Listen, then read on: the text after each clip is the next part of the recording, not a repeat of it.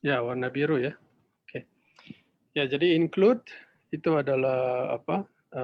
Kita fungsi-fungsi tadi kita taruh semua ya di sana, fungsi-fungsi ini, taruh di file ini.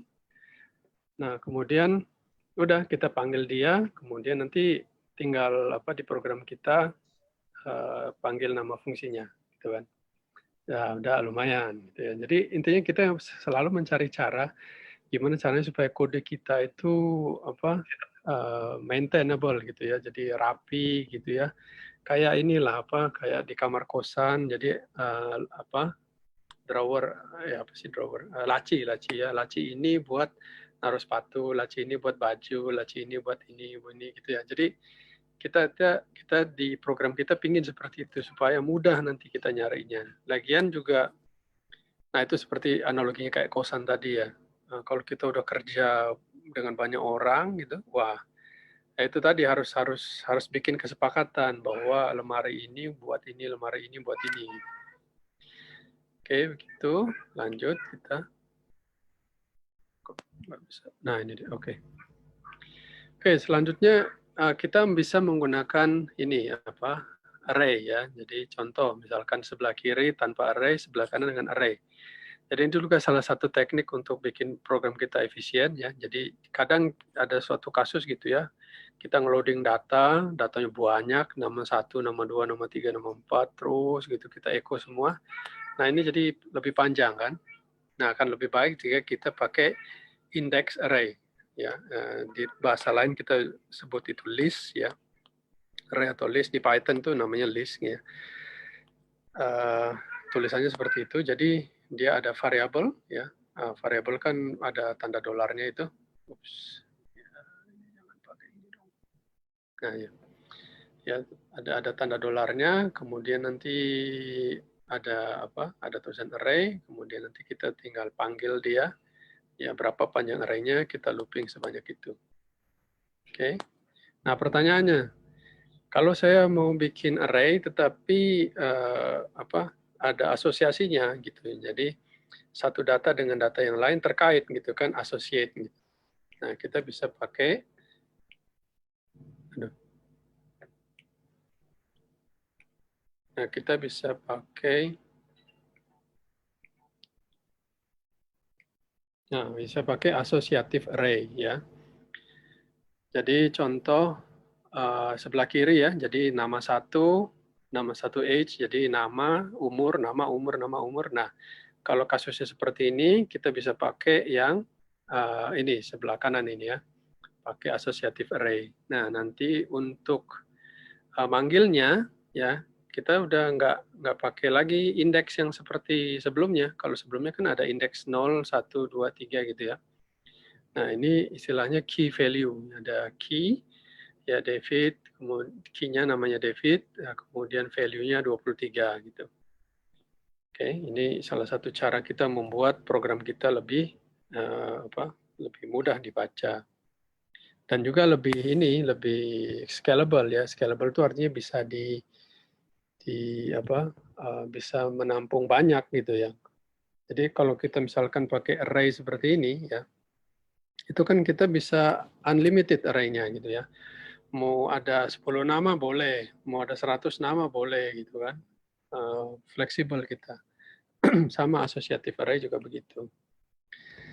Nah, dengan feature-feature tadi bikin apa? Kita bikin include, kita bikin array, kita bikin array asosiatif ya itu udah jadi barang ya bisa jadi barang kita bisa connect ke database kita bisa masukin bisa masukin insert data bisa tarik data kita bisa looping gitu ya bisa taruh data tampilkan data dalam bentuk table itu udah bisa jadi barang lah kita bisa jualan ke customer kan gitu ya lagian customer juga apa ya, kadang beberapa customer juga nggak pengen tahu apa isinya gitu. Yang penting lu bisa pencet ini munculnya ini kan gitu.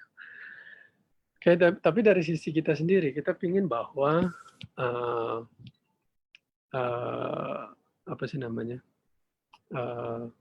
program kita lebih maintainable. Jadi kita pingin ya, contoh misalnya features ya, kita mau menggrupkan variabel gitu.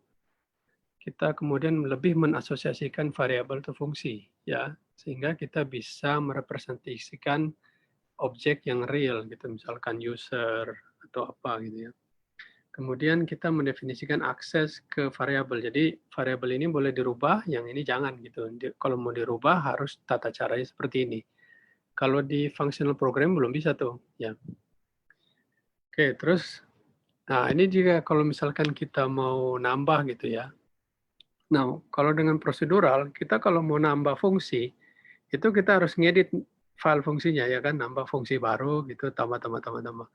Belum lagi nanti kalau nambah fungsinya sama kan. Wah, itu repot gitu ya. Jadi kita ingin cara gimana caranya kita bisa men-scalable aplikasi kita, tapi sekaligus kita juga punya kontrol terhadap itu. Gitu. Kayak gitu ya. Nah, untuk itulah kita ada solusi yang namanya PHP. Jadi tanpa OP di PHP. Jadi tanpa OP sebenarnya juga bisa tuh jadi barang gitu kan. Jual bisa gitu. Nah, cuman kita ingin lebih manageable ya, sehingga program kita bisa lebih baik lagi. Nah, pada OOP kali ini kita akan bahas features yang ada di OOP sekaligus juga konsep dasar yang harus kita tahu ya. Jadi saya ceritanya ini berdasarkan pengalaman gitu ya. Jadi ya saya bikin aplikasi berasaskan PHP dan awalnya saya dari prosedural gitu. Terus ada barang baru namanya OP apa pula ini kan gitu ya. Terus lihat pertama kali baca kagak ngerti gitu, coba-coba lagi, lama-lama baru gitu ya. Nah, jadi pertama kali yang namanya OP itu harus tahu antara kelas dan objek. Bagi saya pribadi ngelihat, jadi kalau orang pertama kali belajar OP, orang tuh selalu kelas. Kelas itu adalah blueprint.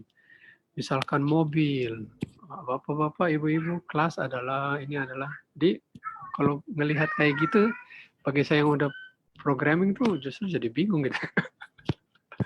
Ya, saya berusaha menjelaskan konsep kelas dan objek berdasarkan pengetahuan yang saya lihat gitu. Jadi bagi saya sebuah kelas itu adalah sebuah grup atau set gitu ya dari variabel dan function. Jadi tadi sebelumnya sudah lihat ya bahwa kita menggrupkan function itu dalam sebuah file ya kan. Nah, kelas itu sama mirip kayak gitu. Ya.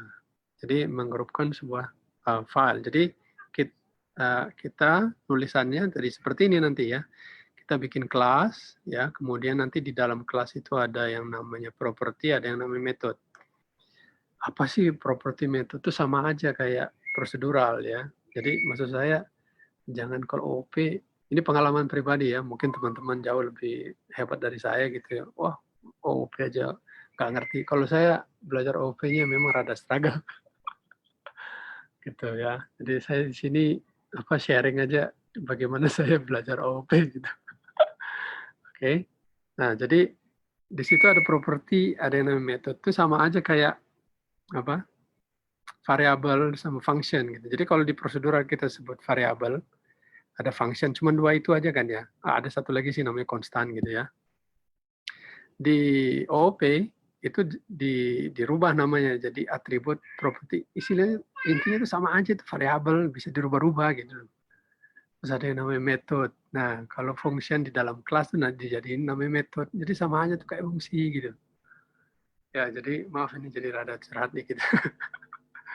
Ya, jadi seperti itu ya antara kelas dan isi di dalamnya. Jadi isi di dalam kelas itu cuma dua ya, ada variable, ada function gitu aja.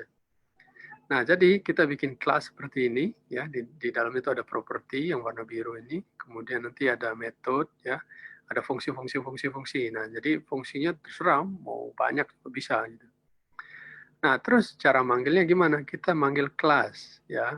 Nah, kita manggil kelas tuh gimana? Nah, kalau kita ambil prosedural, jadi saya selalu membandingkan dengan prosedural ya. Jadi prosedural gimana, OP gimana gitu. Jadi istilahnya tuh kalau dalam teaching tuh apa, pedagogi ya. Jadi mengajar dengan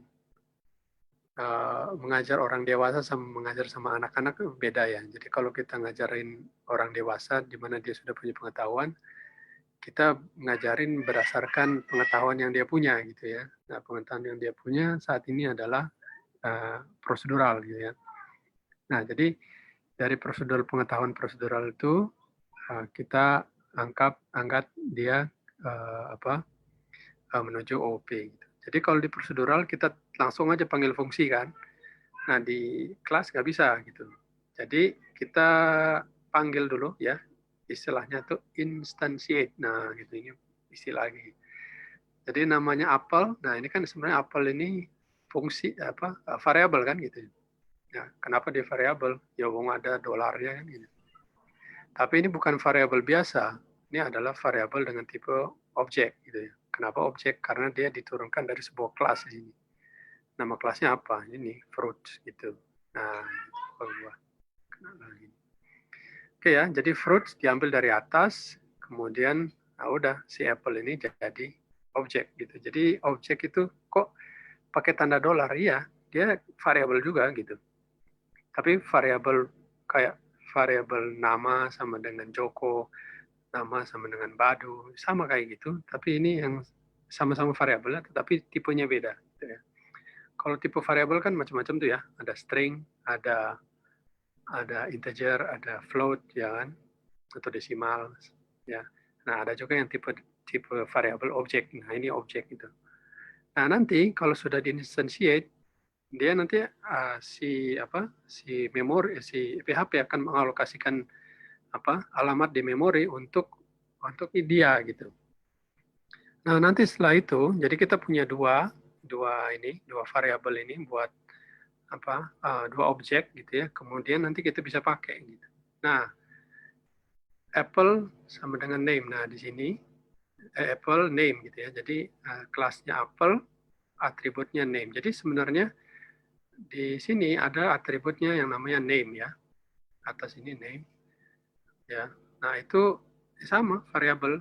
Nah, variabel bisa kita utak-atik gitu. Nah, contoh dalam baris ini yang Mango ini, saya assign dia namanya Mango gitu. Jadi istilahnya tuh kalau OOP sama aja kita mengakses seperti biasa gitu ya.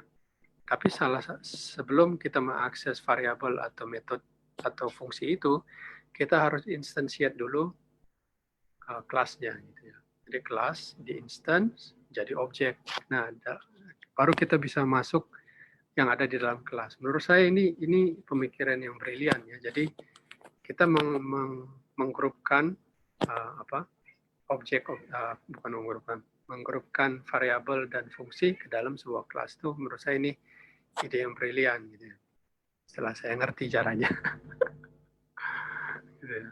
Jadi contoh ya kalau mau mengakses variabel itu seperti ini ya, apple sama dengan apple name mango ya. Kemudian kita mengakses apa yang ini saya biru ini ya, set name gitu ya, mengakses metode. Nah, kemudian kita masukin argumen ditangkap oleh parameter di sana. Nah, terus ada yang namanya this ya. Nah, this itu kalau kita punya jadi dari things inside the class mau akses things inside the class lagi. Jadi di sini kan ada name ya. Ada name di sini. Oke, ini kita hapus deh biar bersih. Jadi yang this ini dia this name ya. This ini artinya internal mengakses internal gitu ya. Nah, kalau Apple name seperti ini ya yang saya di bawah, ini artinya eksternal, saya ada di eksternal mengakses internal yang di dalam kelas, kemudian utak-atik jadi Mango gitu. Gitu ya.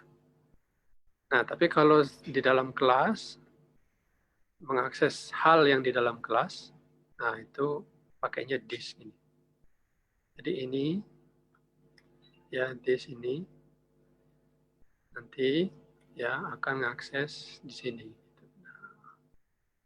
Oops. Gitu ya. Oke. Nah, jadi this itu, jadi kalau teman-teman lihat ya, saya pertama kali juga baca this ini apa gitu ya. Ini variabel apaan ini?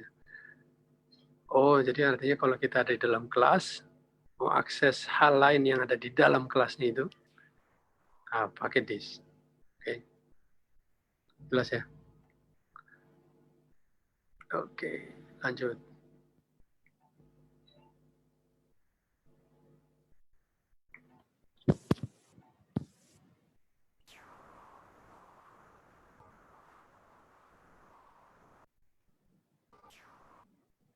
Oke, selanjutnya inheritance ya. Jadi inheritance ini banyak dipakai kalau teman-teman pakai framework ya. Kenapa sih harus extend gitu. Jadi istilahnya si pembuat framework udah menyediakan sesuatu ya buat kita ya, di mana silakan kreativitas kita untuk mengextend atau menambahkan fungsionalitas dari framework dia gitu.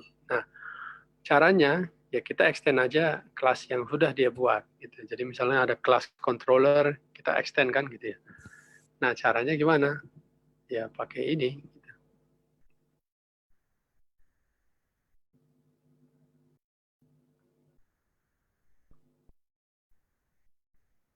Nah, pakai kata-kata extend ini. Jadi kita punya dua kelas di sini ya, kelas fruits dan ini kelas fruit dan kelas strawberry ya.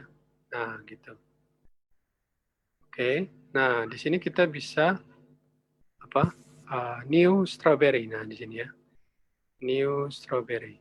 Oh, sorry, ini rada ke bawah ya. Jadi kita bisa instance dia. Kita lakukan instansiasi. Nah, jadi yang kita instance itu adalah child class-nya. Jadi parent class-nya fruit, child class-nya itu strawberry. Nah, kita instance. Jadi nggak harus instance yang parent-nya, nggak perlu. Gitu. Jadi kita instance yang strawberry-nya, yang bawah itu, ya. Kemudian, tapi enaknya kalau di inheritance ini, metode atau fungsi atau variabel yang ada di parent, yang ada di fruit, kita bisa akses juga gitu. Jadi kita kalau misalnya kita bikin, kalau di prosedural kan kita harus bikin ini lagi, harus bikin apa? Harus bikin variabel lagi kan gitu ya. Nah, ini kita bisa tinggal pakai aja gitu. Jadi istilahnya itu nggak perlu hal yang sama, nggak perlu kita kerjakan lagi gitu. Oke, karena sudah disediakan oleh si parent-nya itu. Oke, begitu. Selanjutnya adalah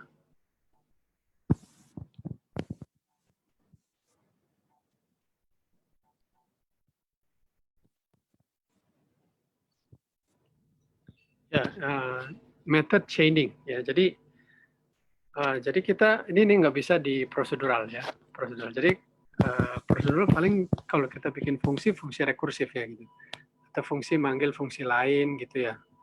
Tapi kita nggak bisa langsung ngambil berapa fungsi pong langsung keluar gitu, nggak bisa ya. Nah, di OOP itu bisa. Tuh, kerennya di situ. Jadi di sini ada kelas fake string misalkan ya. Di dalamnya itu ada metode add A, add B, kemudian get string. Nah, ketika kita ngakses mereka, ya pertama standar dulu lah ya, kita instantiate kan. Ini instantiate kayak begini. Nah, habis itu kita bisa pakai apa? Kita bisa ngakses metode dalamnya kan. Nah, itu kita bisa chaining ini. Jadi ambil dari sini hasil dari panggil metode yang pertama, hasil dari metode pertama jadi inputan untuk metode kedua, dari metode kedua adalah outputan dari metode kedua, hasil dari metode kedua adalah inputan untuk metode ketiga di sini. Jadi ada 3 metode di chain gitu loh. Nah, ini sama seperti Unix ya. Nah, kalau teman-teman pakai Unix itu kan ada pipe ya. Wah, itu keren banget tuh. Jadi modelnya kayak gitu. Jadi intinya dengan adanya kelas ini, kita bisa nggak usah bikin fungsi yang macam-macam gitu. Jadi kalau kita desain kelas, di dalam kelas itu ada metode, disarankan sih kalau bikin metodenya tuh yang spesifik gitu. Nah, nanti kita tinggal chaining aja gitu. Gitu ya konsepnya. Ini menurut saya ini keren banget yang punya ide gitu ya, OP. Oke, gitu.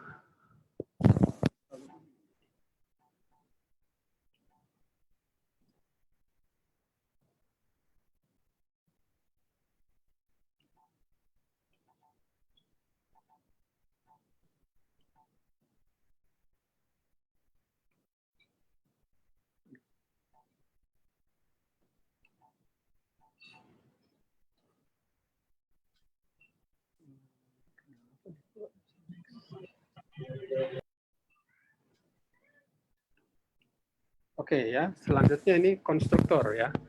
Jadi tadi kita udah bahas metode ya, ada metode yang namanya construct ya atau konstruktor. Jadi konstruktor itu gampangnya ketika kita manggil fungsi apa manggil kelas, dia otomatis dieksekusi gitu aja gitu. Contohnya kayak gini. Oke, jadi kita nggak perlu harus manggil fungsi lagi gitu. Otomatis ketika kita buat kelas, kita manggil kelas, kita instantiate kelas, dari kelas jadi objek kan. Nah, otomatis fungsi itu dipanggil. Ya, gitu. Nah, itu tadi konstruktor. Lawannya konstruktor ya destruktor, jadi menghancurin gitu. Nah, jadi fungsi dari destruct ini adalah ketika selesai gitu ya, selesai dieksekusi. Jadi yang namanya PHP itu kan dia begitu selesai langsung memorinya di-clear-kan lagi kan gitu ya. Jadi begitu selesai eksekusi selesai dieksekusi, nah metode ini dieksekusi gitu. Selesai semua fungsi-fungsi tadi selesai, maka metode destruct dilakukan, dijalankan sorenya. Terus kemudian, nah ini enaknya kalau misalkan kita pakai kelas ya. Jadi atribut tadi ya, either atribut atau atribut, properti, variabel sama aja gitu ya. Kadang nanti saya ngomongnya kebalik-balik ya, bukan kebalik-balik ya, maksudnya kadang saya sebut variabel, kadang saya sebut properti, kadang saya sebut atribut, itu sama semua gitu ya, nggak usah bingung, semuanya ada tanda dolarnya gitu. Itu pasti variabel. Oke, jadi variabel di dalam kelas itu kita bisa setting bahwa dia itu public, protected atau private. Nah, kalau public artinya saya di luar kelas bisa ngubah-ngubah gitu ya, bisa ngubah isinya gitu. Dan itu kurang bagus dari sisi security. Ya, jadi kalau mau ngubah kayak tadi nih yang di awal ya. Nah, kita manggil sebuah fungsi ya, sebuah metode untuk merubah namanya gitu. Ya, jadi kita nggak boleh langsung rubah ya. Jadi kayak seperti apa ya? Ya, jadi harus ada prosedurnya gitu lah buat rubah. Kita harus manggil fungsi ya, dan fungsi itu tugasnya untuk merubah isi dari sebuah variabel. Macet lagi.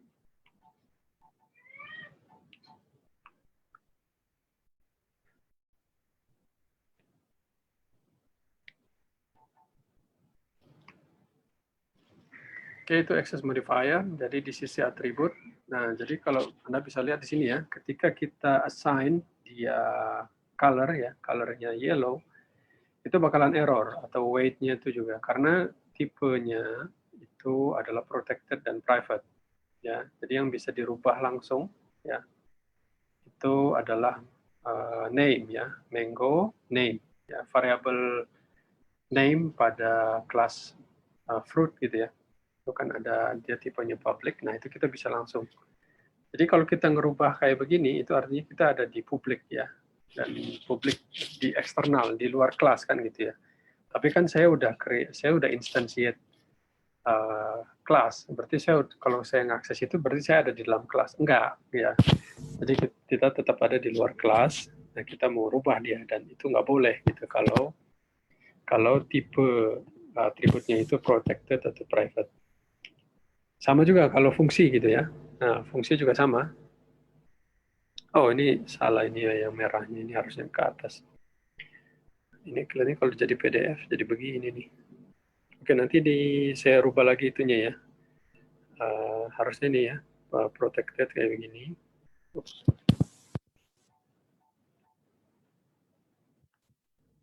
Jadi ini protected ya. Nah, ini jadi ya, dan private. Nah, gitu. Kita bisa ganti dia. Oke, jadi kita bisa setting bahwa fungsi ini hanya bisa diakses dari dalam kelas. Sesama entity di dalam kelas kita bisa saling mengakses. Oke, begitu kira-kira.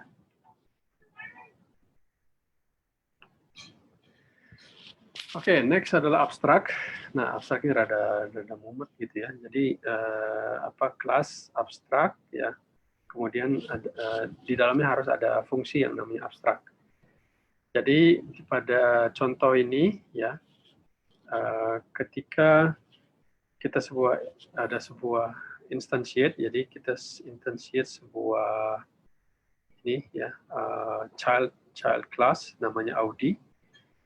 Nah, kemudian yang jadi isu di sini adalah, coba lihat ya, di child class itu ada fungsi namanya intro, ya. Di parent class itu ada fungsi juga namanya intro. Lu kok sama gitu ya. Nah, di sini fungsinya abstrak gitu ya. Jadi kalau yang kita instantiate itu adalah yang dari sisi child-nya. Jadi kita instantiate child-nya ini. Nah, tetapi nanti yang dipakai adalah fungsi yang ada dari sisi child-nya. Oke. Jelas ya? Itu gunanya abstrak tadi.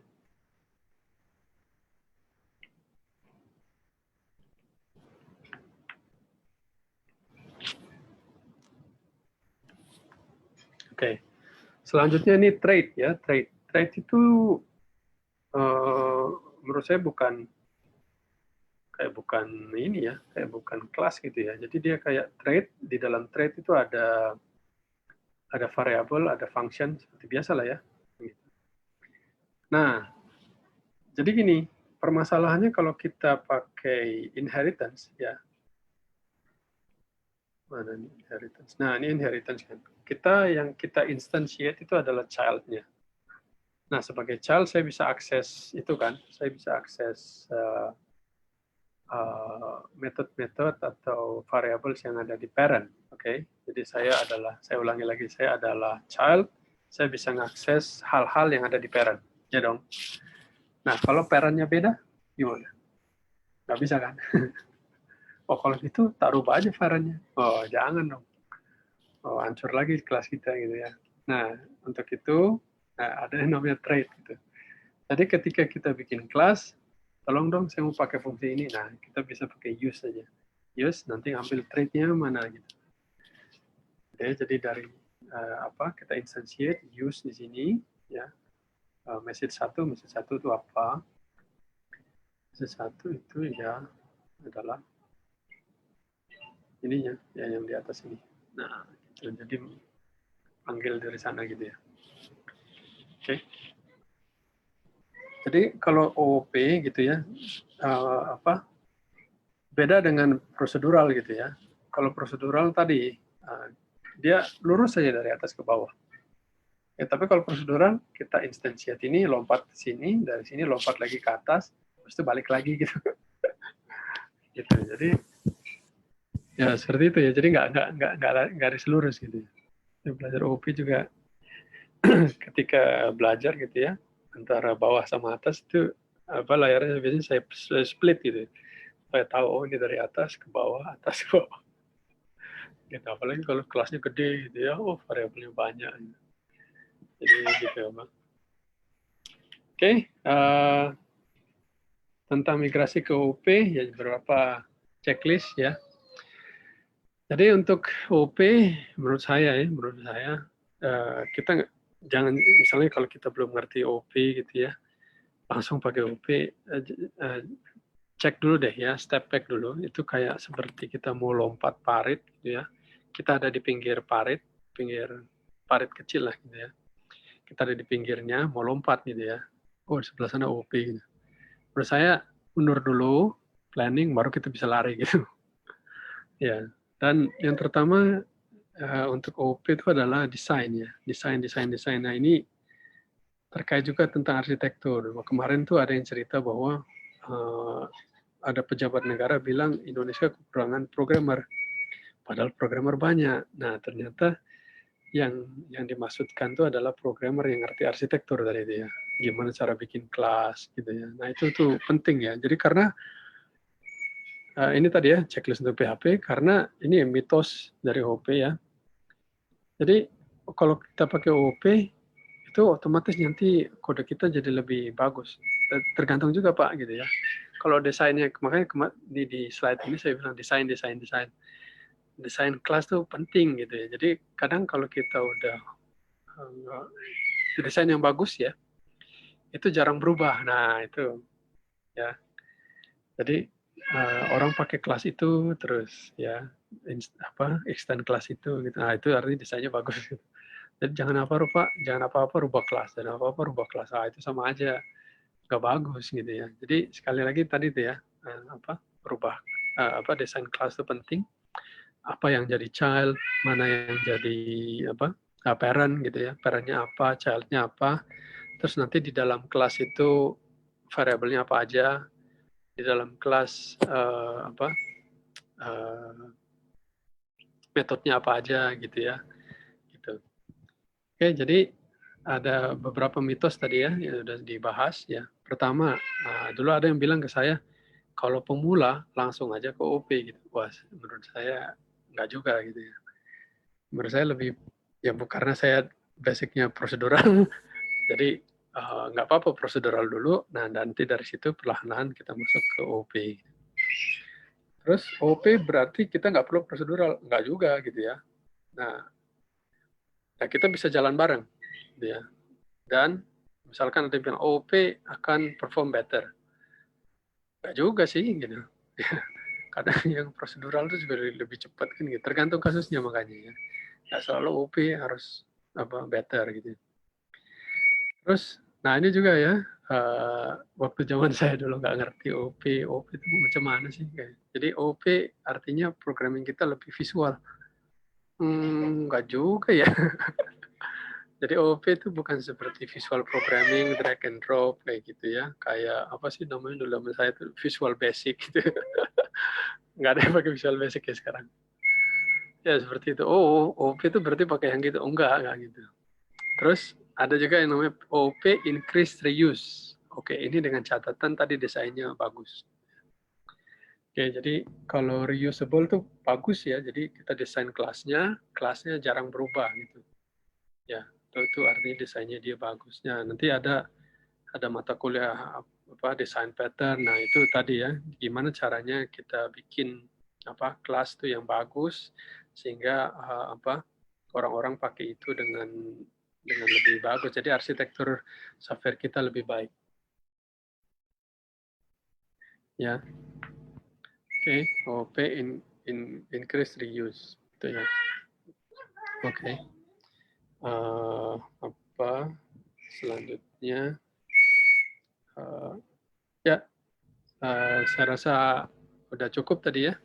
Jadi maksud saya sekali lagi tentang OOP ya tadi ya desain itu ya pastikan kita punya mengerti dulu ini barang apa ini OOP.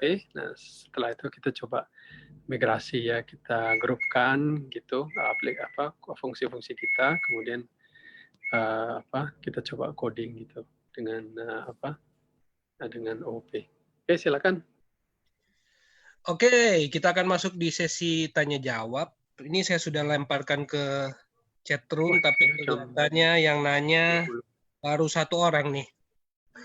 Oke, terlalu baru satu orang nih, tapi mungkin nanti sebentar lagi. Waktu masih banyak. Oke, ini ada pertanyaan pertama. Ya. dalam function terdapat fungsi perkalian, misal hasil sama dengan $A kali B, di mana $A sama dengan private. Wah, ini susah nih. Nanti harus bingung. lihat Nih. ini. Kalau gitu, Nanti aja lah. Mas, nanti saya copy paste lagi ke grupnya. Nanti dibaca. Nanti Om. Ya, kalau udah coding harus lihat barang sih. Iya. Itu saya sudah copy paste. Oke. Oke, mungkin lanjut apa gitu ya, ada yang mau itu saya sudah tanya tuh di chatting, coba dibaca Mas Ahmad. Chatting mana ini? Saya sudah copy paste supaya bisa dibaca, soalnya agak bingung kalau. Oke, saya cek dulu ya. Ini function, chatnya di mana ya? Chat di tombol bawah tuh, di bagian bawah toolbar, dia nanti akan ada start video, security, kursornya dibawa ke bawah. Oke, ini sudah ada. Nah, mute partisipan ya? Ya. Enggak, ada namanya yang nanya Mas Ahmad.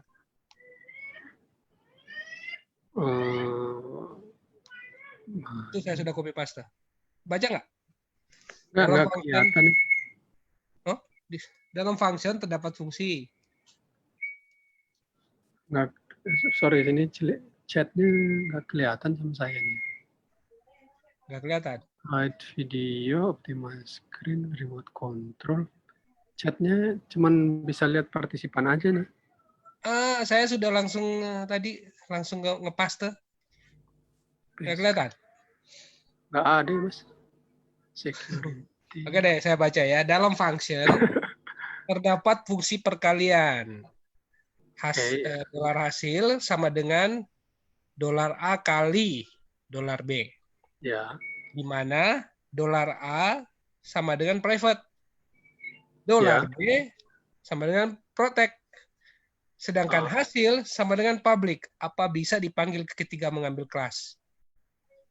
Oh, kalau misalkan ya, jadi variabelnya ada di sisi kelasnya ya. Ya pasti. Nah, jadi seperti ini ya. Nah, gitu. Jadi ada $A, $B gitu ya. Nah, kalau misalkan kita instantiate, terus kita mau modifikasi, itu yang bisa kita akses dari luar kayak gitu ya. Yang seperti contohnya yellow ini hanya yang public aja gitu. Kalau misalkan dia statusnya protected, dia harus pakai this, dan kita harus panggil fungsi untuk itu. Private ya. Kalau protected itu artinya dia available di child-nya.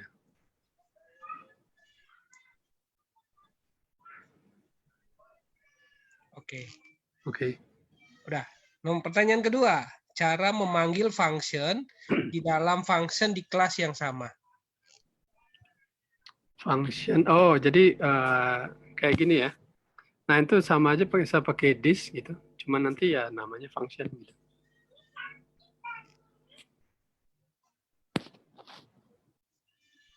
Jadi kayak method chaining kayak gini ya. Nah, kayak gini. Itu jadi ada sebuah objek, di dalamnya kita panggil method. Nah, kemudian method itu bisa hasil dari method 1 menjadi output dari method 1 jadi input jadi method 2 dan seterusnya gitu. Nah, tapi syaratnya di method itu pada bagian akhirnya harus ada kata return gitu. Sehingga dia bisa di chaining, bisa digabungin gitu. Betul, itu fitur paling bermanfaat banget sekarang di framework modern. Ya, Pertanyaan berikut. Benar tidak OOP performnya lebih bagus karena codingnya tidak simple, tidak banyak karakter dibanding native? Kalau dari sisi performance gitu ya. Kalau performance kan kita bisa lihat request per second kayak gitu ya. Nah, tergantung kasusnya sih. Cuman ya, kalau misalkan desanya bagus, jumlah kode pada OOP itu lebih sedikit daripada prosedural. Nah, itu. Jadi karena jumlahnya lebih sedikit. Jadi kita bisa bandingkan dulu.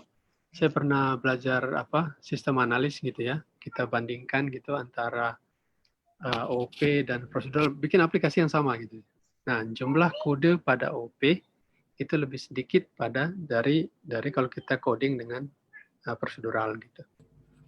Itu aja sih. Jadi dari sisi maintainability ya karena lebih sedikit kan yang dilihat, jadi lebih maintainable gitu. Oke, pertanyaan berikut.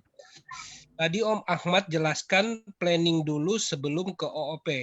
Bagaimana desain kelas, metode, apa saja yang dibutuhkan. Berarti kita perlu latihan ya Om. Mohon pencerahannya, cara latihannya, apa yang perlu dibuat, dipraktekkan. Oh ya, jadi ya ini pertanyaan bagus ya. Saya juga dulu belajar OP itu kayak gini gitu ya. Kelas mobil gitu ya. Mobil nanti ada Volvo, nanti ada BMW gitu. Terus ada people gitu ya. Dari people nanti di instansi jadi satpam atau apa gitu.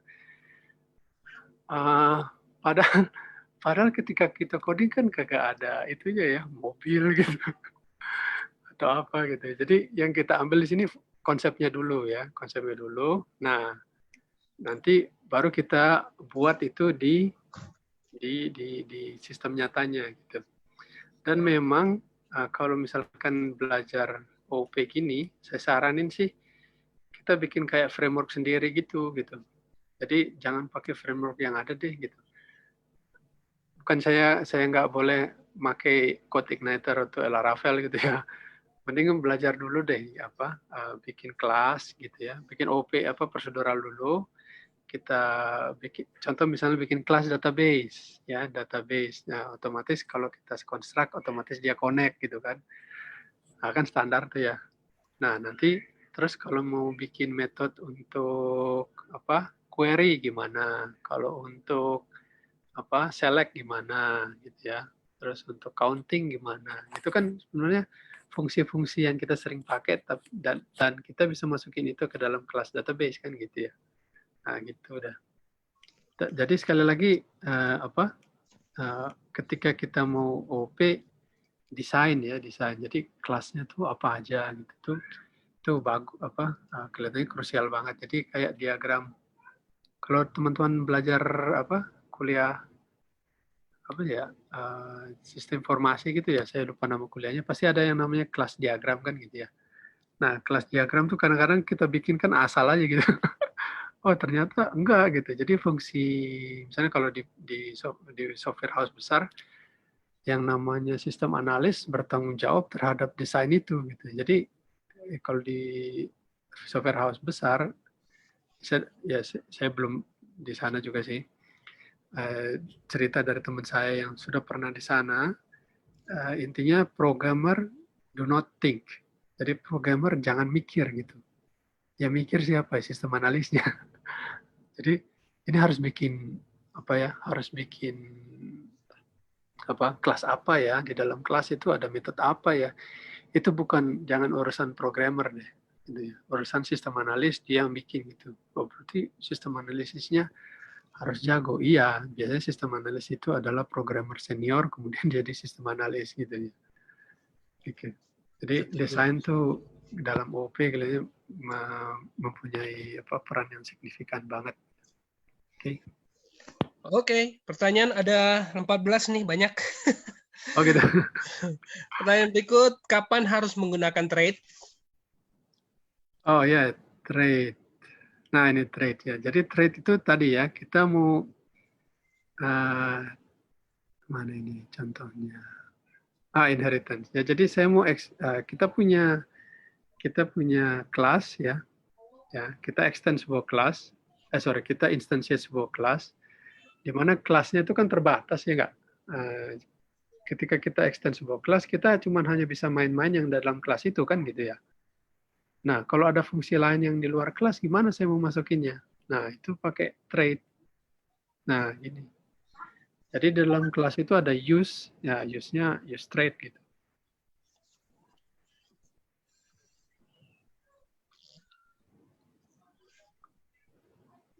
Oke. Oh begitu toh. Saya juga baru tahu. Oke. Ya, jadi saya ulangi ya. Ya, betul Jadi betul. inheritance ya, inheritance. Ya. Jadi saya kalau misalkan instantiate parent kah atau child ya, nah, saya cuma bisa ngakses yang ada di dalam kelas itu, ya kan? Fungsi yang ada dalam kelas itu sama variabel yang ada dalam situ, cuman gaulnya di situ aja gitu. Oke. Gaulnya di dalam kelas itu sama parent dan ya parent child gitu ya. Jadi kita extend apa? Kita instantiate child, kita bisa ngakses yang ada di parent kan gitu udah. Tapi kalau ada fungsi lain yang di luar parent gimana? Ya kan? Kadang ada kasus gitu. Nah, untuk Ya. itulah kita pakai trade gitu. Jadi nanti dalam kelas itu, oh udah, aku pakai itu, tambahin aja nih, use trade apa gitu. Siap. Mantap, Gitu. itu dari Om Grama yang nanya. Pertanyaan Ah, berikut dari Om Rian Hadi. ya. Kalau belajar framework, misal CI, apakah harus belajar OOP apa langsung belajar CI? Oh, OP dulu, Pak. Ya ini saya ya. Kalau saya pribadi gitu, saya belajar apa OP ini apa ya? Kayak berdarah-darah gitu. Kok ini ada saya kayak gini loh, apa maksudnya? Kita kan udah biasa di prosedural gitu. Manggil manggil variabel asik aja gitu kan. Nama variabel apa? Asik aja gitu kan. Hajar gitu kan. Apa nama nama apa? Nama fungsinya apa? Hajar gitu kan. Tapi kalau di OP, nggak bisa men. Kamu harus instan dulu gitu. Ada pakai fungsi aja kok ribet banget gitu. Ya jadi menurut saya ya itu jadi dasar. Memang memang ya, seperti saya bilang tadi ya. Nah checklist di OP kita kayak mau belajar OP itu kayak mundur dulu gitu loh. Jadi nggak ngasilin apa-apa gitu. Belum jadi barang. Mundur dulu, belajar belajar belajar. Begitu udah ngerti baru bisa lari kenceng gitu. Menurut saya gitu sih. Oh, Jadi kalau mau belajar framework, belajar OP dulu deh gitu. Ya, oke. nah, jadi kalau kalau misalkan kalau bisa sih kita coba bikin framework sendiri dulu gitu, yang personal. Ya, saran saya sih begitu. Oke, ada pertanyaan dari Om Freddy, tapi ini kayaknya nggak perlu dijawab. Boleh dijelaskan tentang pewarisan? Nanti nonton ulang videonya aja, Oh kalau gitu tidak tahu. inheritance ya. Yang berikut dari Robert Theo. Dalam melakukan desain sebelum melakukan konsep OOP, hal-hal apa saja yang diperlukan dan diperhatikan? Nah ini makanya ini tergantung dari jam terbang analisnya nih ya. Penamaan kelas itu juga penting gitu ya. Jadi jangan sampai kelasnya tuh namanya berubah lagi. Kalau dia berubah kan di bawah-bawahnya berubah ya kan gitu ya.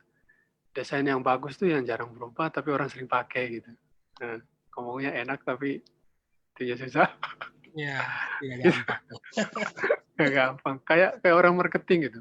Gimana caranya supaya apa laku barangnya? Oh, kamu harus cari nama yang bagus. Nama yang bagus tuh macam mana gitu? Ya pokoknya yang bagus aja. Jadi nama tuh berpengaruh gitu. Jadi contoh ya misalkan dulu ada teman dia kerja di Qt tahu ya kalau teman-teman Linux Qt bacanya Qt ya dari Trolltech dari perusahaan Norway ya Norwegia itu. Nah itu dia punya ini dia kan bikin framework juga tuh untuk bikin aplikasi Qt KDE tahu ya KDE kayak desktop environment yang pakai Linux ya. Nah itu kan asalnya dari Qt gitu ya. Sekarang kan Qt versi 5, zaman dulu masih versi 3. Nah Qt itu kalau dia bikin software ya, dia garansi ada namanya backward compatibility. Jadi kalau kita misalnya bikin software pakai Qt versi 3, terus ada Qt versi 4 keluar, software kita tetap bisa jalan, nggak perlu dimodifikasi. Nggak kayak PHP kan? Kalau kita bikin pakai PHP 5, pakai PHP 7 keluar, oh udah merah-merah tuh ya, deprecated, deprecated gitu kan. Artinya, artinya nggak backward compatibility, ya kan? Nah dia jamin itu backward compatibility-nya. Jadi ketika dia ngerilis suatu produk, dia harus mikir bahwa fungsi ini harus bisa bertahan sampai beberapa tahun ke depan gitu loh. Karena itu penamaan fungsi itu dia benar-benar mikir gitu ya. Nah contoh misalkan fungsi taskbar gitu ya. Ini mau horizontal atau vertikal. Nah penamaan variabel itu juga penting gitu ya. 0 apa 1, ya nggak? Kan kalau 0 itu horizontal, 1 vertikal. Nah itu kan jadi bikin bingung, kalau kebalik gimana? Atau sebaiknya mau pakai HOR atau VAR gitu ya, atau langsung gitu. Jadi hal-hal detail kayak gitu tuh perlu dipikirin ketika kita desain gitu ya, desain OP. Nah terutama awal tadi ya, desain kelasnya tuh penting ya. Jadi begitu dikasih ke programmer, oh nama kelasnya ini, oh metodenya ini, variabelnya ini, udah langsung dia bikin kelasnya seret. Nah bahkan juga kalau ada software designer yang bagus ya, kita udah bikin kelasnya, ya, pakai GUI gitu ya kan biasanya udah software desain arsitektur pakai GUI kan, udah jadi kelas-kelasnya, tinggal pencet tombol, langsung jadi tulisan kelasnya, udah ada nama filenya gitu. Nah nanti tinggal diisi gitu. Wah keren banget. Gitu. Oke, pertanyaan berikut dari Om Buaya Ragil, tapi ini pertanyaannya panjang benar, jadi saya mesti belah-belah nih.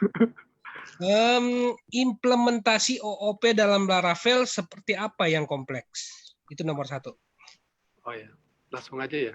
Ya. Kalau Laravel tadi ya, ya tergantung, ya berarti harus lihat lagi Laravel yang dokumentasi kelasnya gitu ya. Kelasnya apa saja, terus fungsi dari kelas apa saja. Ya kalau framework saya kebanyakan sekarang kan pakai metode MVC. Jadi gini, MVC model view controller itu adalah model nggak harus apa sih namanya tuh ya MVC, metode kali ya, atau salah satu framework ya, cara kerja kita gitu. Tanpa MVC bisa nggak bisa gitu. Jadi makanya saya bilang kalau MVC OP harus MVC, nggak juga gitu. Tergantung kita mau bikinnya seperti apa. Jadi nggak harus MVC. Kalau framework yang populer, Coordinator Laravel itu dia pakai MVC ya. Jadi nanti ada kelas yang namanya controller, ada kelas namanya model, kelas namanya view gitu ya. Di Y juga ada ya. Nah, nanti dari kita akan extend itu. Ya, jadi saya sebagai pengembang framework, gue udah bikin kelas controller, kelas ini. Nah, kamu extend. Nah, extendan Anda itu nanti jadi halaman. Gitu. Kira-kira begitu kali ya. Oke. Pertanyaan kedua tentang trades kayaknya sudah dijawab. Dan yang ketiga ini referensi yang bagus buat bikin arsitektur. Saya kurang paham nih maksudnya nih. Mungkin referensi apa ya? Bagus. Ya arsitektur ini desain pattern ya gitu. Jadi kalau kita bicara arsitektur, kita udah artinya kita levelnya udah di atas lagi gitu. Jadi kita udah nggak mikirin kode lagi. Oh berarti orang yang mikirin arsitektur dia harus bisa coding. Iya, biasanya yang namanya sistem analis idealnya nih, itu secara ideal. Sistem analis itu harus bisa coding. Dia udah programmer senior lah gitu ya, udah tahu metode, itu udah luar kepala lah OP itu. Nah baru dia bikin dari business requirement gitu ya, requirement dari customer, kemudian bikin kelas-kelasnya, kan nanti bikin desainnya gitu ya. Oh nanti dari situ baru kasih ke programmer gitu. Jadi ya seperti itu sistem analis. Cuma kadang kan sistem analis di Indo baru aja lulus gitu kan jadi sistem analis, ya repot. Gitu. Ya jadi seperti tadi ya, desain pattern mungkin bisa cek gitu ya, apa saja itu yang dipelajari kalau kita bikin desain pattern gitu. Jadi OP itu, maaf ya, OP itu bukan Java ya, nggak ya Java dia programmingnya OP, tapi konsep OP sendiri itu konsep umum gitu. Jadi bukan hanya Java, bukan hanya Python gitu. Jadi Java memang dari awal dia OP dan dia nggak ada prosedural dari awal, dia harus bikin kelas gitu ya. Ada kelebihannya gitu. Nah, terus bahasa-bahasa lain juga support gitu ya. Jadi kalau kita udah bisa kayak desain pattern gitu ya, itu nanti kalau mau pakai Java ayo gitu ya. Kalau mau pakai PHP ayo gitu ya. Jadi bahasa bisa berubah gitu. Jadi makanya ada orang bilang arsitektur over teknologi. Ngerti ya? Nah, jadi justru yang mahal nanti itu adalah desainnya, desain kelasnya itu loh. Itu yang jadi mahal gitu. Nah, begitu kelasnya udah jadi, nah tinggal kasih ke tukang jahitnya gitu ya, kayak programmer gitu. Nah, nanti dia yang kerja gitu. Mau pakai Java boleh, mau pakai PHP ayo, mau pakai Python oke gitu. Kira-kira gitu. Oke, pertanyaan berikut. Banyak nih. Waduh, ini banyak. Masih ada setengah jam. Masih ada berapa menit kita? Waduh. 24 menit lagi. Oke, pertanyaan berikut. Tips. Pertanyaan dari Om Aldo. Ya. Contoh cara merubah atau mengkonversi string ke integer ataupun sebaliknya dalam OOP, penerapannya seperti apa? Oh, saya rasa ini bukan masalah OOP ya. Itu masalah fungsi aja di PHP. Jadi nanti istilahnya tuh kalau kita mau rubah tipe data. Jadi kalau di PHP itu kan dia loose type ya, beda dengan C gitu ya. Kalau dari C kan saya bilang variabel nama ini wajib string gitu kan. Dari awal kita bisa tahu. Tapi kalau PHP kan enggak, angka 5 ya, itu bisa berupa huruf ya kan, string, bisa berupa integer kan gitu. Oh, nanti gitu ya. Nah, kalau udah ada kalkulasi baru kita kasih tahu oh ini string gitu. Oh ini integer gitu. Ya jadi PHP begitu. Jadi kalau untuk itu ya tinggal cari fungsi, istilahnya tuh kalau merubah, ini istilah programming umum ya, mau di Python, mau di C, mau di PHP, Java, istilahnya casting kalau merubah tipe data. Gitu. Ya, yang sering rubah itu adalah dari string ke integer, integer ke string, dari string ke desimal, desimal ke integer gitu. Itu udah cari fungsinya aja sih gitu. Jadi menurut saya tidak berhubungan dengan OP gitu. Oke. Pertanyaan berikut, bagaimana cara mengetahui kemampuan OP kita sudah baik? Apakah ada referensi atau situs yang dapat menjelaskan desain pattern yang cukup baik di PHP? Itu 2 pertanyaan berarti itu. Yang pertama, cara mengetahui kemampuan OOP kita sudah baik. Yang kedua, referensi. Oke, untuk OOP, jadi skill OOP ku udah oke apa belum kan gitu ya? Waduh. Menurut saya sih perlu partner ya. Partner, jadi cek orang yang udah ngerti terus kita implementasikanlah tadi jurus-jurus ini gitu ya. Jurus-jurus kelas dan objek, inheritance, method chain, constructor dan seterusnya gitu ya. Ke dalam itu, dalam aplikasi kita gitu. Terus nanti kalau itu jalan ya oke lah. Jadi fungsi ini, jurus-jurus OOP ya seperti inilah gitu ya. Ada kelas, ada objek, ada inheritance, ada method chain. Ya, ini terutama nih berguna banget kan ya.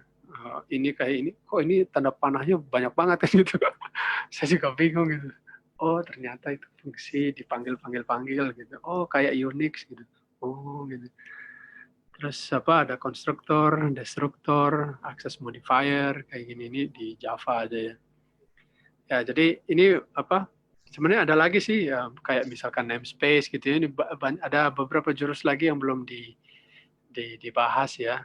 Mungkin next time aja lah gitu ya. Oke. Untuk ya itu tadi kelihatannya sih untuk mengetahui kemampuan OP kita mending bikin aplikasi gitu ya, kayak aplikasi login deh gitu ya. Aplikasi login tapi yang OP semua gitu. Ya kan, registrasi, login, logout, nah gitu. Pakai OP. Terutama nanti bikin kelas database-nya tuh. Nah, itu seru tuh. Oke. Referensi dan situs yang dapat menjelaskan desain pattern yang cukup baik di PHP?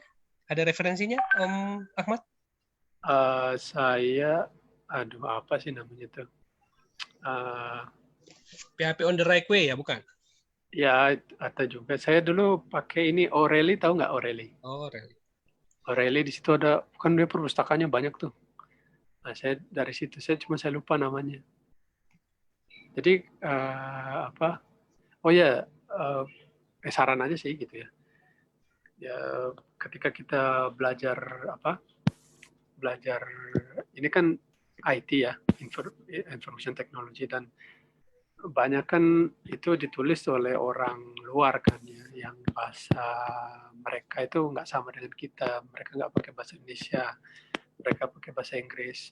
So menurut saya akan lebih baik jika kita apa ya belajar langsung dari bahasa ibunya, karena punten nih, mohon maaf gitu. Kalau kita, saya pernah beli buku bahasa Indonesia gitu, jadi kayak rada bingung gitu. Mendingan apa baca bahasa aslinya gitu.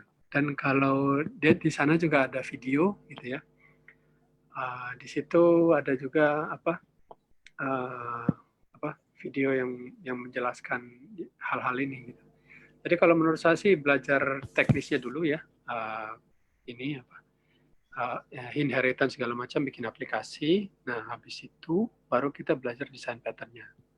Soalnya kalau belajar desain pattern nggak ngerti teknisnya ya gimana gitu ya. Oke. Ya. Banyak lagi nih, tambah banyak nih. Waduh. Untuk memanggil fungsi atau variabel di dalam kelas yang sama, lebih baik menggunakan $this atau self (2). Oh ya, self itu dipakai kalau ini apa? Konstan ya, ya. Atau ini juga saya belum baca ya. Saya cek lagi deh. Ya, kalau misalkan this itu untuk akses itu apa? Variabel. Seperti di sini kan ya. Nah, ini this. Ya, mungkin di next meeting atau kapan nanti kita akan coba pakai yang self gitu ya. Self, kemudian ada itu ya, apa? Kolon-kolon kan gitu ya. Berarti kita masih ada seri berikut part yang Ahmad ya. Ya, OV soalnya apa ya? Luas. Luas sih ya. Ya ini belum ya, masih juga tadi ada harusnya saya tambahin ya konstan gitu ya. Kalau konstan itu kan kayak kalau di prosedural itu kayak yang define gitu loh. Mana sih? Ini kayak define kan. Define itu ya kayak variabel juga, tapi nggak bisa dirubah kan gitu. Ya makanya apa dipakai misalkan buat nama database siapa, ya. Terus alamat database-nya, IP address-nya berapa, gitu, password-nya apa gitu. Oh, kalau itu bisa dirubah, wah hancur kita gitu. Nah, ini taruh di konstan gitu. Oke, lanjut. Lanjut. Pertanyaan dari Sulhan Jauhari. Ini agak misal saya punya modul yang di dalamnya terdapat fungsi buat mengambil data. Katakan get A, get B. Mending ditaruh di dalam kelas atau diekspor per function? Oh, ekspor per function tuh gimana?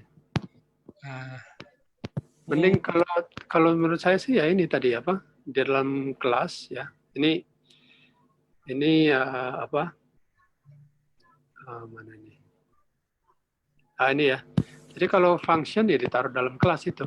Jadi get up. Jadi kalau di Java atau apa namanya setter dan getter gitu. Jadi ngeset itu artinya kita ngeset sesuatu ya.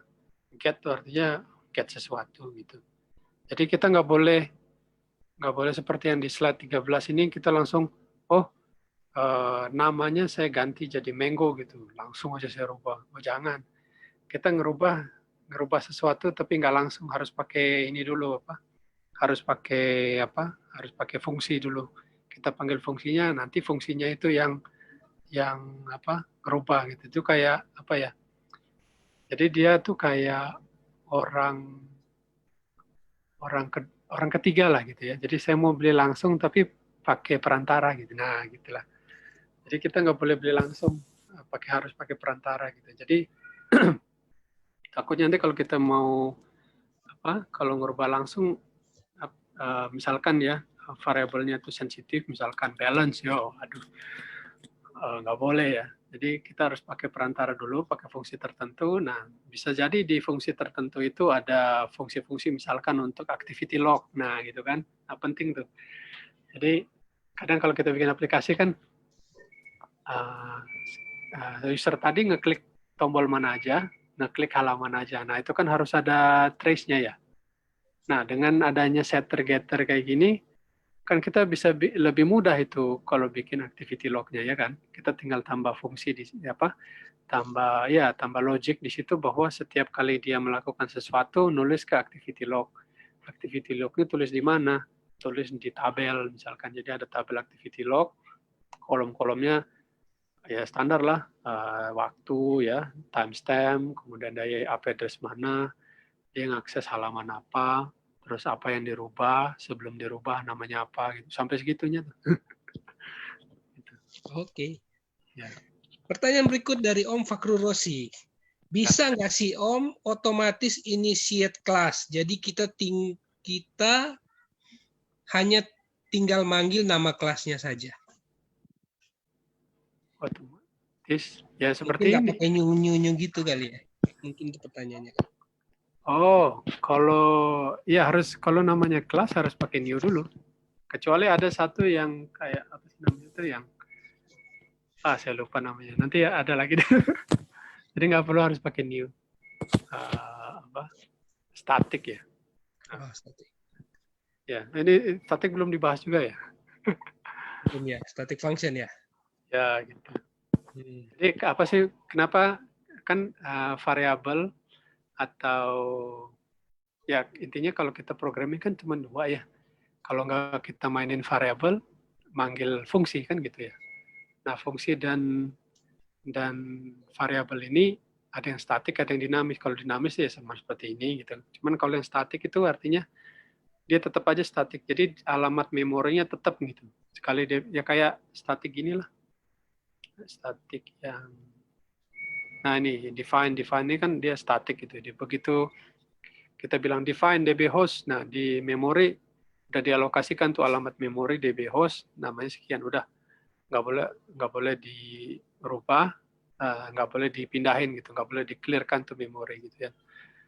Nah kalau static variable juga sama gitu, alamat memorinya tetap, nah fungsinya juga di sana tetap, jadi dia akan tetap tuh program hilang. Oke. Ya kalau misalkan kita mau ya dalam kasus tertentu, misalkan kita ingin bahwa data itu ada, meskipun kita udah berpindah-pindah memanggil fungsi ini, memanggil fungsi itu, tetapi variabel itu tetap ada. Nah, variabel itu kita jadiin static ini. Oke, mungkin seperti itu kali ya. Oke. Pertanyaan berikut lagi dari Om Nung Hidayat.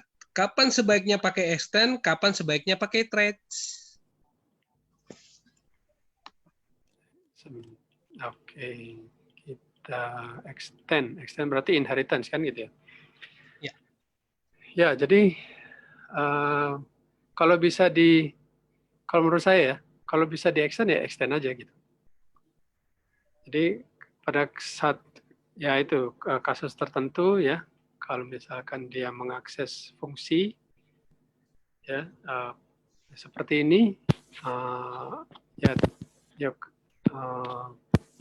apa ya, pada saat tertentu tadi ya, ketika fungsi ini sudah tidak ada di dalam kelas ini, tapi kalau ditulis di situ nanti jadi double kan gitu ya, udah jadiin thread aja gitu. Jadi ada sebuah fungsi ya, misalkan menghitung luas ya, menghitung luas. Jadi nanti kalau saya taruh di thread ya, thread menghitung luas. Terus ternyata di kelas saya ada mau menggunakan fungsi menghitung luas juga gitu ya di kelas saya. Tapi kalau gue bikin lagi fungsi itu ntar double dong, ya nggak kan? Ya udah dia jadi thread aja gitu, gue panggil dia gitu. Ya nggak, jadi pada kita nulis 2 kali, ya kan? Jadi ngerti nggak ya? Kira-kira gitu ya. Oh, kalau sampai nggak ngerti nanti tanya langsung aja lagi. Oke, pertanyaan berikut dari Om Grama. Di dalam abstrak diperbolehkan untuk tidak implement semua function di dalamnya. Dalam kasus apa abstrak dibutuhkan? Oh, ini abstrak nih. Ini ada apa. Jadi gini, kalau abstrak itu ya kita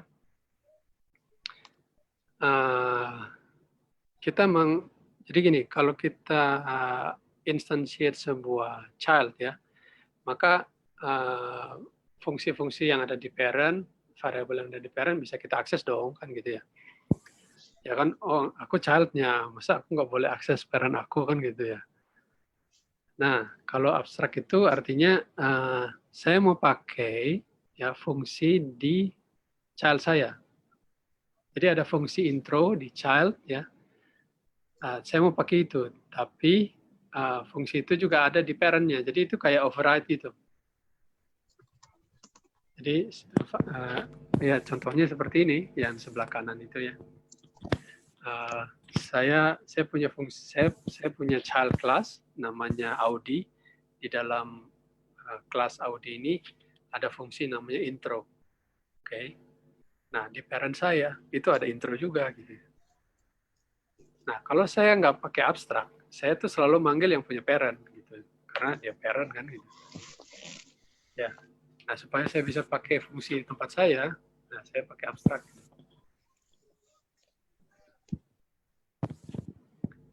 Oke.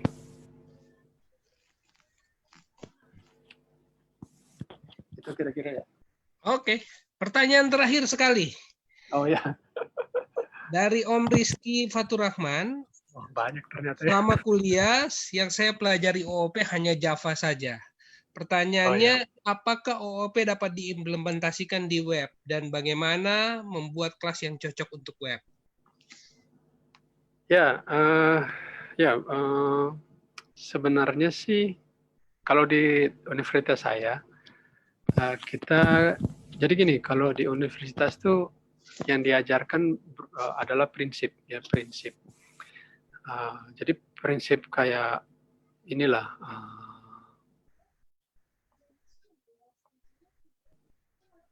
nah kayak beginilah prinsip itu ya. Apa itu variabel? Apa itu if, then, else, kemudian looping. Looping itu nanti ada for, ada while gitu ya. Jadi yang diajarin tuh basicnya. Jadi setelah basic tuh udah mengerti, nah nanti tinggal si siswa itu sendiri yang mengembangkan gitu. Karena apa ya, misalkan for di PHP sama yang di Python ya mirip-mirip juga kan ya. Artinya logikanya gitu, yang diajarkan kan logikanya. Terus bisa nggak kalau misalnya saya udah belajar Java, terus saya bisa pakai di tempat lain, bisa aja gitu. Nah, menurut saya kalau ngajarin, menurut saya nih ya, ini pribadi, menurut saya kalau ngajarin algoritma dan pemrograman itu kuliah dasar, ya itu sebaiknya jangan langsung Java deh, karena tidak semua aplikasi di dunia pakai OP kan gitu ya. Nah, mendingan menurut saya sih, mendingan belajar yang lain, misalkan Python atau PHP. Jadi nanti awal kita ajarin standar gitu ya, programming standar kayak begini di halaman ini nih. Nah, nanti setelah berapa lama, mungkin tengah semester kedua ya, setelah UTS gitu, baru masuk ke object oriented-nya gitu. Gitu. Terus apakah tadi apakah pengetahuan yang didapat setelah belajar Java bisa diimplementasi di tempat lain? Bisa aja, cuma kita harus adaptasi gitu. Jadi yang seperti saya bilang tadi, di universitas yang diajarkan prinsipnya gitu. Kenapa prinsip? Supaya kita bisa lebih agile kan gitu ya. Prinsipnya looping itu seperti ini, prinsipnya while seperti ini gitu. Kalau misalkan loopingnya kita nggak tahu kapan selesai, ya berarti pakai while kan gitu ya. Kalau loopingnya udah tahu, oh 10 kali, ya berarti pakai for kan gitu ya. Terus kalau pakai kita mau looping dengan index array, ya berarti pakai for aja cukup gitu. Tapi kalau array-nya itu berupa dictionary, kita pakai for each. Sama di Python juga sama gitu. Jadi menurut saya apakah bisa diimplementasikan? Bisa, cuma perlu ada ada proses adaptasi. Terus kalau untuk web tadi ya, salah satu cara satu MVC itu apa sih namanya? Bukan framework atau cara-cara orang mendesain web ya dengan OOP itu menggunakan teknik MVC. Selain MVC ada nggak? Bisa ada gitu. Apakah saya bisa bikin teknik sendiri? Bisa aja gitu. Jadi ya ini iklan juga ya. Nah, saya juga ngajar PHP ya di kelas di GLC Networks. Dan di PHP ini kita coba bikin framework sendiri gitu. Ya, jadi siswa diajarin framework sendiri, kita mulai dari OOP, ya apa tuh kelas segala macam. Nah, nanti coba setiap siswa bikin framework sendiri. Dan nanti kalau mau dapat sertifikat harus ngerjain tugas. Jadi tugasnya selesai dulu baru kasih sertifikat gitu. Oke. Pertanyaan terakhir dari saya tapi. Oh ya. Boleh cerita sedikit soal GLC Network, apa yang dilakukan, di mana, dan apa yang bisa kita dapatkan dari GLC Network? Oh, kalau GLC Networks itu organisasi pribadi, ya perusahaan saya sendiri pribadi. Kita bergerak di bidang IT konsultan, terutama network dan sistem gitu ya. Ya kita ya kerjaan teknisnya ya setting router, setting server, kemudian setting storage, kemudian bikin aplikasi gitu. Kerjaan teknisnya. Jadi ada klien ada request, kita kerjain gitu aja lah gitu ya. Terus lokasinya ada di Bandung. Kemudian kita kadang-kadang juga bikin webinar gitu ya. Dulu sering ya, cuma karena udah banyak kerjaan jadi molor. Itu kurang istiqomah.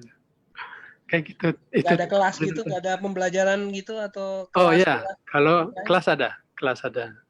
Dan kelasnya di Bandung ya. Kadang kita buka kelas yang kita buka itu adalah networking, Cisco atau Mikrotik ya, terutama itu kita certified partner untuk Mikrotik, terus Linux ya, karena kita sering pakai Linux, dan kemudian ya ini PHP ini web development. Oh ya, dulu kita juga ini sebenarnya kenapa sih kita ngajarin PHP? Ya kita juga ada internship terkait dengan web development gitu ya, karena kita lagi ngerjain project, kemudian nyari programmer tuh susah benar gitu ya. Jadi kita ada program internship. Jadi boleh intern di magang gitu ya, magang ya. Internship magang kan. Nah, jadi nanti mau kontak ke GLC Network lewat mana? Bisa ke emailnya saya tadi, bisa ke emailnya kontak juga bisa gitu. Ya harusnya sih kita launching program internship bulan April, cuma situasi kayak gini nih, waduh nggak tentu juga gitu. Jadi ada klien kita di Malaysia gitu ya. Kemarin tahun 2019 itu kita ngirim 4 orang gitu. Jadi saya sendiri yang supervise mereka gitu ke Malaysia Kuala Lumpur. Di sana kita ada dikasih itulah tempat tinggal gitu. Ya udah mereka bangun coding sampai tidur, besok lanjut lagi gitu, terus kemudian kita meeting gitu. Nanti kita diskusi kayak begini, kita bikin kelasnya apa ya gitu ya. Kemudian nanti database-nya gimana ya gitu. Nanti kalau ada error ya harus benerin gitu. Jadi, menerima cewek cowok magang?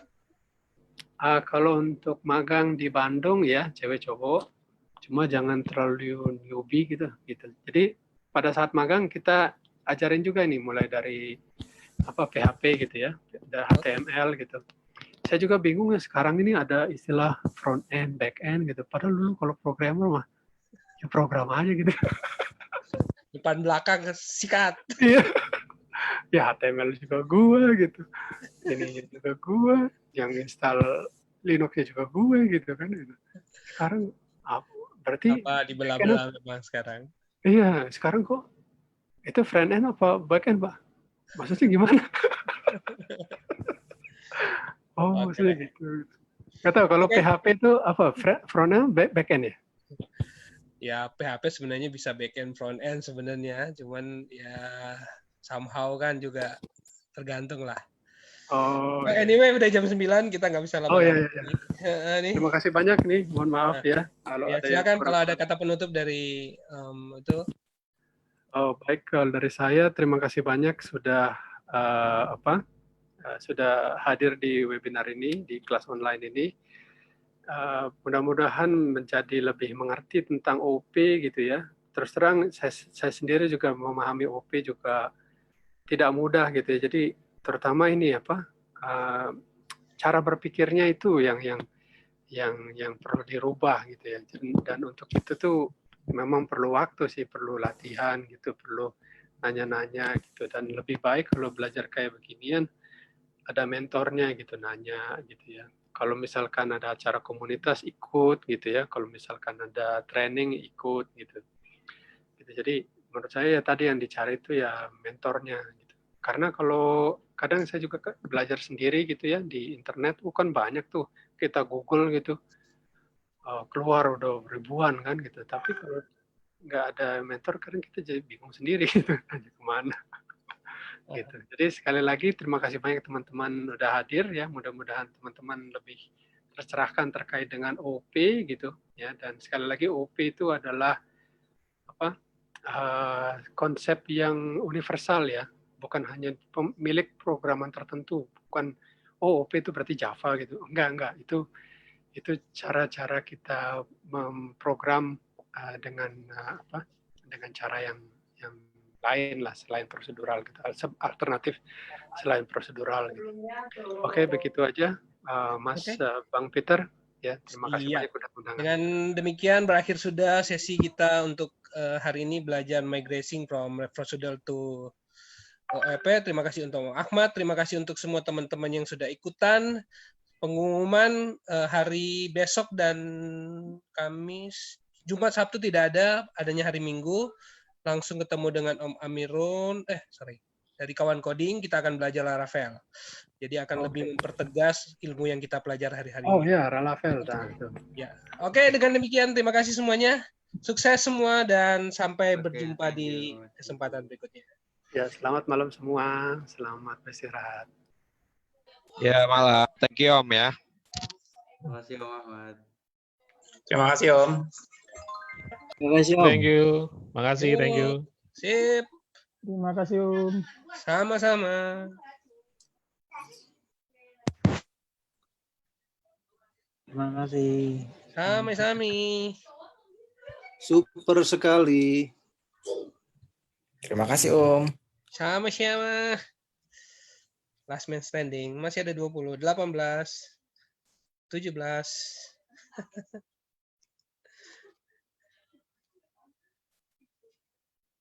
Wah, petani kayaknya yang lain. Saya stop dulu rekamannya. Saya stop.